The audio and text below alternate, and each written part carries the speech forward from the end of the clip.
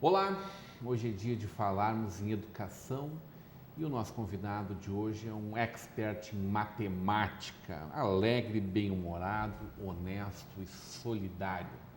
O filho da dona Vivian e do seu Raul é graduado em matemática e mestre em matemática aplicada pela Universidade Federal do Rio Grande do Sul. Professor de matemática desde os 18 anos, começou sua vida profissional na Fundação Evangélica e completa este semestre 2 décadas como professor da Universidade Fevale. O pai da Manuela é proprietário desde 1993 do Cursão do Fabão, que tem como foco principal preparação para provas de seleção da Liberato, concursos públicos e aulas particulares. Hoje teremos uma conversa de peso com Fábio Cruz, professor Fabão. Seja muito bem-vindo para essa conversa de peso. Eu que agradeço o convite, uma satisfação estar aí falando sobre educação, um pouco sobre a minha vida. O Fabão é uma instituição dentro da Fevale, praticamente, né, Fábio? Olha, eu quero crer que devo fazer parte dos 10% dos mais antigos, não dos mais velhos, dos mais antigos da Fevale. E não é dos mais velhos mesmo, porque tu começou realmente muito cedo, né? Muito cedo. Terminou o segundo grau, o ensino médio, segundo grau na época? Na época, segundo grau. E no ano posterior? Fiquei um ano fora, um ano depois eu era professor na 7ª série. Meus alunos tinham 3, 4 anos menos do que eu. Dentro da instituição evangélica? Dentro da instituição evangélica de Novo Hamburgo. Que maravilha. Como é que foi essa coisa de... Como é que despertou a matemática em ti? Foi um professor, foi uma aptidão, uma habilidade? O que te puxou para os números? Dá para dizer que foi um professor, o professor Elemar, foi muito importante na minha formação matemática, né? E eu comecei a ver que eu tinha uma certa facilidade em transmitir os conhecimentos para os meus colegas. Então, a gente estudava junto, eu ajudava eles e aquilo automaticamente ajudava a mim também, né?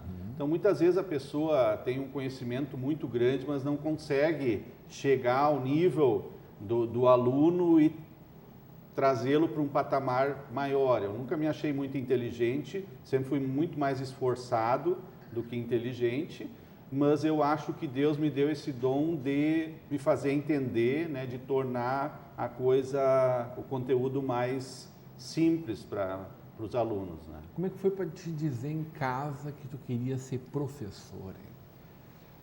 O meu pai tem empresa há mais de 45 anos, então quero crer que era de comum acordo que os filhos fossem trabalhar com ele, né?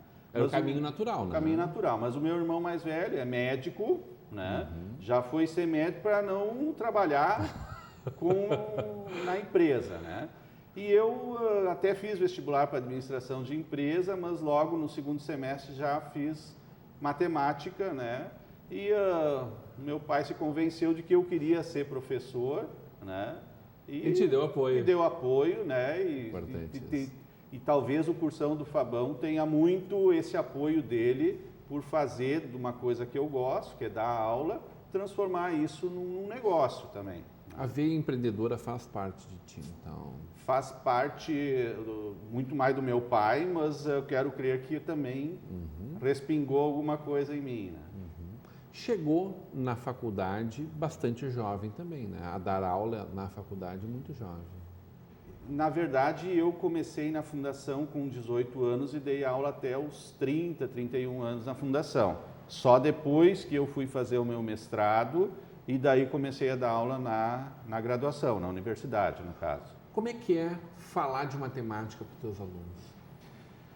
Eu sempre, quando começo o semestre lá na Fevale, eu digo para eles, eu venho aqui para me divertir, né? Porque eu acredito que na educação, uma bandeira que eu sempre ergo é a questão da interação com o aluno.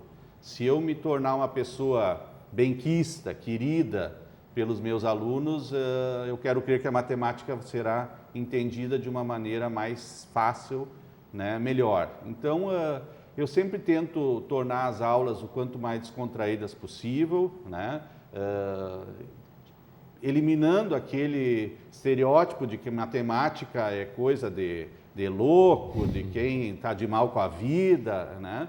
Então, a aula comigo tem que ser alegre, né? E eu acho que nesse sentido isso tem contribuído bastante, né? Porque o aluno acaba tendo uma sintonia afetiva comigo, né? E isso contribui no entendimento do conteúdo. Tu fez a tua irmã gostar de matemática. Né?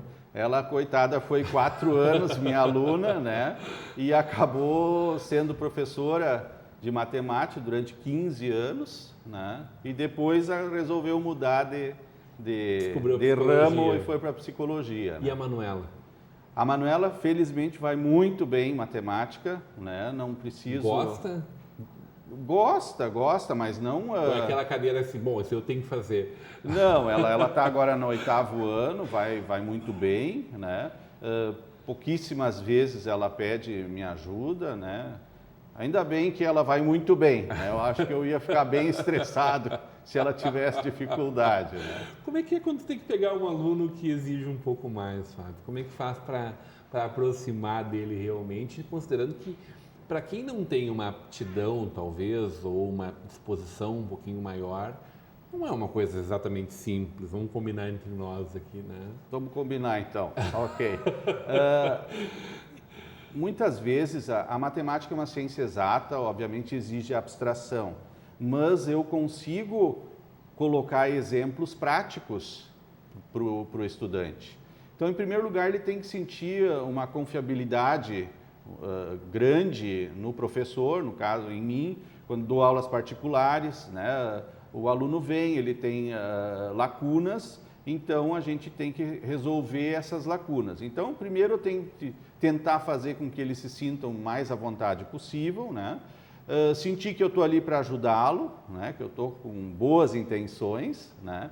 E dando exemplos práticos do dia a dia, da realidade dele.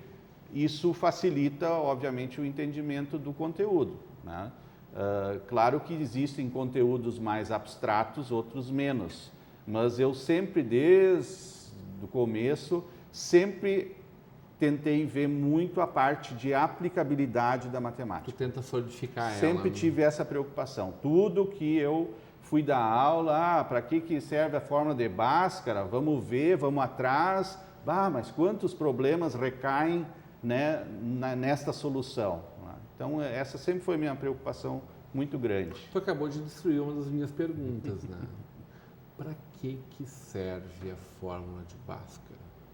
Quando eu te pergunto isso, é maldade, porque a gente sempre faz... É uma piada, vira um chavão.